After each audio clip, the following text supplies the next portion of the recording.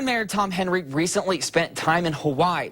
He met with other mayors throughout the country to explore ways to improve their cities and to protect them from future threats.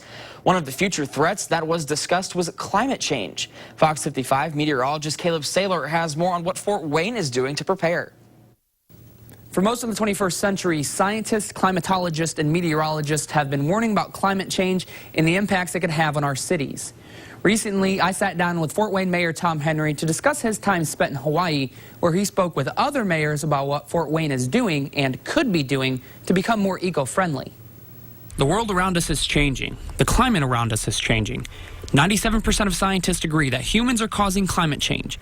Plastics in our water, increasing carbon in our atmosphere. That worries me immensely, that much of what's happening in the world now as far as climate change can very well put us in harm's way in the future. One of the big topics at the conference is reducing the use of fossil fuels.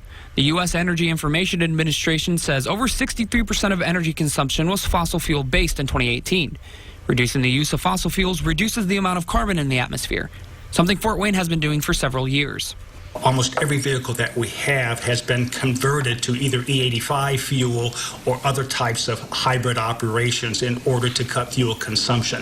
A city our size of 250,000 people, the fact that we've come as far as we have with our vehicles was a surprise to many. And just like for the city, slowly changing all vehicles from traditional fuel to more sustainable fuels like electric over the years is a logical next step to help protect our atmosphere.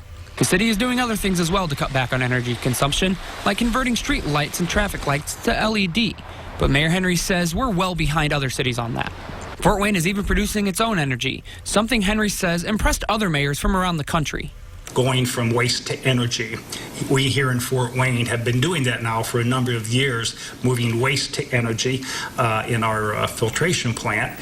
And a lot of the communities haven't quite got there yet. As technology has changed, it's allowed for more innovative ways to reduce our impact on the environment. But if we don't do more, we could be facing more severe meteorological threats. It's important that now that we have the technology to be able to incorporate some of those things into our current living conditions, I think we have an obligation, a moral obligation, if nothing else, to put those things in place for the generations to come. Tomorrow night, we'll talk more about some of the meteorological threats that Fort Wayne faces with climate change and what could be done to help keep the city safe. In studio, Caleb Saylor, Fox 55 News.